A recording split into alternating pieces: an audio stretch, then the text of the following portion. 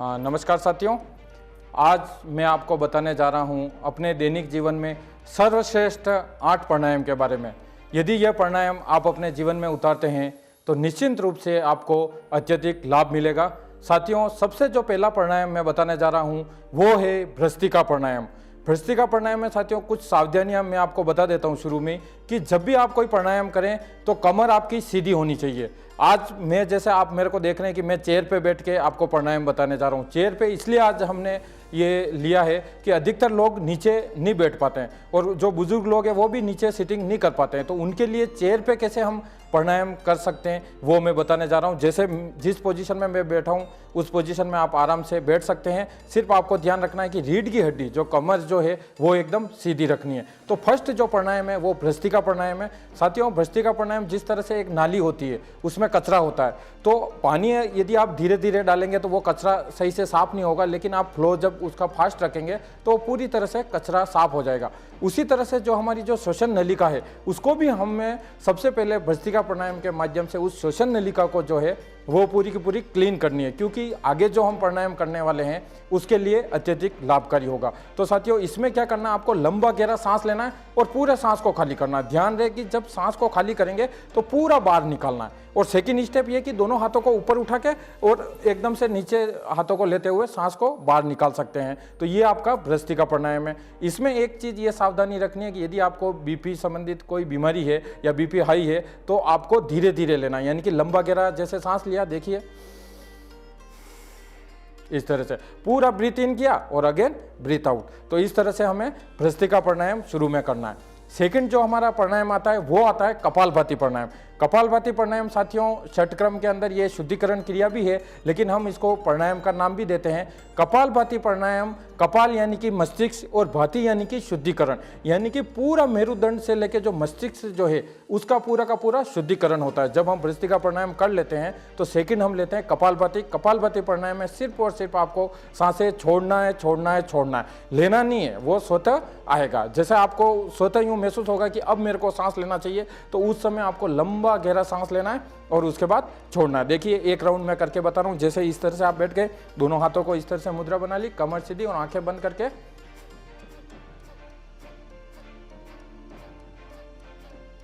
इस तरह से आपको निरंतर सांसों को छोड़ना है, छोड़ना है, छोड़ना है। ये आपका सेकंड हो गया।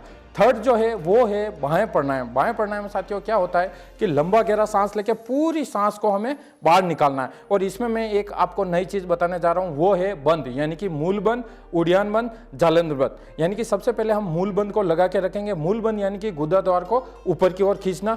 मूल बंद के बाद आता है उड़ियान बंद, यानी कि पूरे पेट को अंदर की तरफ खींचना। और जालंधर बंद यानी कि ठोडी को कंठकूप में लगाना।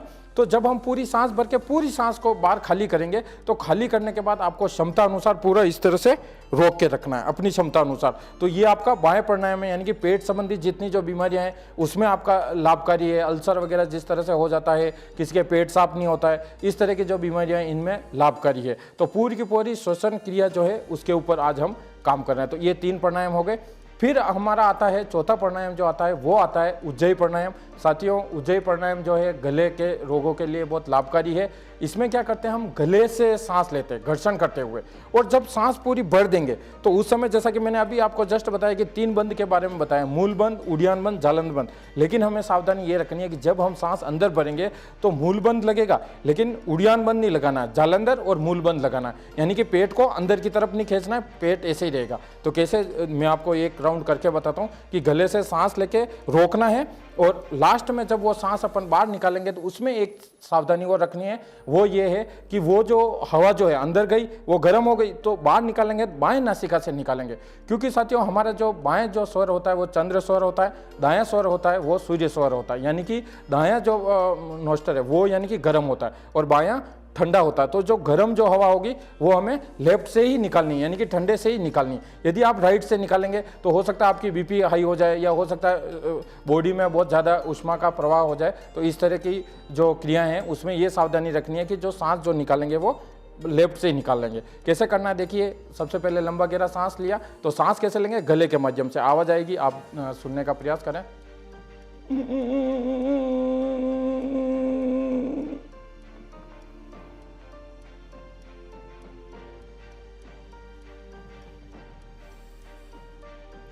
ये साथियों ये एक राउंड हुआ। कैसे हुआ कि मैंने गले से सांस को खींचा। हो सकता है उस समय आपको खांसी भी आ सकती है, तो कोई दिक्कत नहीं है, यानी कि आप बहुत अच्छे से कर रहे हैं, तो गले में पूरा का पूरा घर्षण होना चाहिए।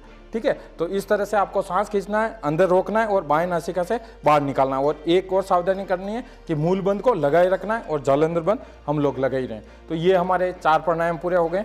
5वां प्राणायाम जो है साधारणतः आप सुनते हैं और अधिकतर शिविरों में यही प्राणायाम कराया जाता है, वो है अनुलोम विलोम प्राणायाम। इसको नाड़ी शोधन प्राणायाम भी बोलते हैं, कई कई शास्त्रों में इसका नाड़ी शोधन के नाम से भी उल्लेख किया गया। तो अनुलोम विलोम में साथियाँ क्या करते हैं, हम बाएं से सांस लेते हैं, दाएं में छोड़ते हैं और पुनः दाएं से लेते हैं और बाएं में छोड़ते हैं। ये हमारा एक चक्र हुआ मात्र। यानी कि जब हम समापन करेंगे तो इसमें भी ये सावधानी रखनी है कि जब समापन करेंगे तो बाएं नासिका से छोड़ते हुए हमें समापन करना है, क्योंकि जब आपने बाएं से लिया, दाएं में छोड़ दिया और समापन कर दिया तो वो चक्र आपका आधा ही हुआ। यानी कि लेफ्ट से लेना, राइट से छोड़ना, पुनः जिससे छोड़ा उसी से लेना, राइट से, और लेफ्ट में छोड़ना। इसमें क्या करते हैं साथियों, राइट हैंड का यूज करते हैं और अंगूठे और इस वाली फर्स्ट जो फिंगर है इसको अंदर कर देते हैं, क्योंकि ये सूर्य का प्रतीक है तो इसको अपन काम में नहीं लेते। ये दोनों बीच की जो उंगलियां और अंगूठे इसका उपयोग करते हैं। देखिए साथियों, एक चक्र में करके बताता हूँ। ये जो दूसरा जो हाथ है इससे आप वायु मुद्रा लगा सकते हैं, ध्यान मुद्रा लगा सकते हैं, वायु मुद्रा लगा सकते हैं, इस तरह से कोई भी मुद्रा लगा सकते हैं। यहाँ पे मैं अभी आपके सामने वायु मुद्रा लगा रहा हूँ, यानी कि इस पूरी उंगली को यहाँ पे पूरा एकदम इस तरह जैसे अंजलि होती है उस तरह से ये हाथ रख दिया, इससे ये लिया। आंखें आप कोमलता से बंद कर लें और रीढ़ की हड्डी सीधी रखेंगे। सबसे पहले बाएं से सांस लेंगे, उसके बाद बाएं को बंद कर लेंगे, पूरा राइट से छोड़ दिया मैंने, पुनः राइट से लेंगे, राइट बंद कर दिया,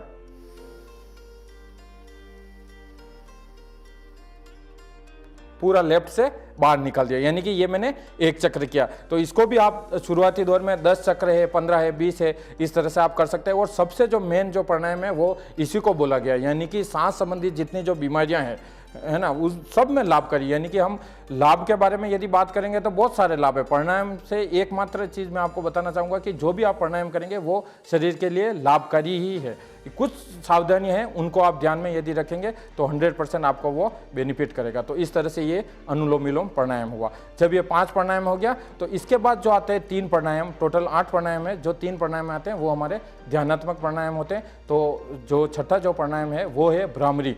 भ्रामरी दोस्तों माइग्रेन के लिए आपने सुना होगा कि माइग्रेन के लिए सबसे उपयोगी प्राणायाम है। और यह एक ऐसा प्राणायाम है, ये तीनों प्राणायाम जो रात को आप सोते समय भी कर सकते हैं, दिन में भी कर सकते हैं, जब आपको समय मिल जाए उस समय आप कर सकते हैं, इसमें कोई दिक्कत नहीं है। इसमें क्या करते हैं साथियों, इस तरह से फर्स्ट जो उंगली है वो यहाँ रहेगी और दूसरी, इसमें सावधानी ये रखनी है कि उंगलियों को इस तरह से दबाना नहीं है, यानी कि उंगलियों को कटोरी नुमा रखना। जब आप इस तरह से दबाएंगे पूरा तो क्या होगा कि रेटिना पे इफेक्ट पड़ेगा। रेटिना पे इफेक्ट पड़ेगा तो हो सकता है आपकी आई दृष्टि कमजोर हो जाए। तो ये अपने को सावधानी रखनी है, कमर आपको सीधा रखना ही है और इस तरह से पूरा इसको कटोरी नुमा रखना। फर्स्ट उंगली ये और लास्ट वाली ये, और कानों को अंदर से बंद नहीं करना है, कानों को बाहर से बंद करेंगे, यानी कि यहीं पे टिप पे हल्का सा आप दबाएंगे तो बंद हो जाएगा। और साधारणतः ऐसी जगह पे आप बैठे हैं जहाँ सुनसान है, कोई बाहर से आवाज़ नहीं है, तो इतना उसको प्रेशर से दबाने की भी जरूरत नहीं है। तो देखिए एक राउंड में करके बताता हूँ।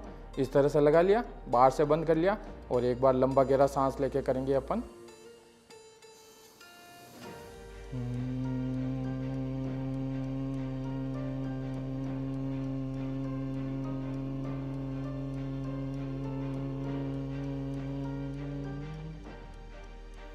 ये साथियों इस तरह से हमें ये एक चक्र हुआ। इस तरह से आप 10 से 15, 20 चक्र आराम से कर सकते हैं। जब ये हो जाए तो इसके बाद जो नेक्स्ट जो है उद्गीत प्राणायाम। उद्गीत प्राणायाम यानी कि आपको ओम का उच्चारण करना है।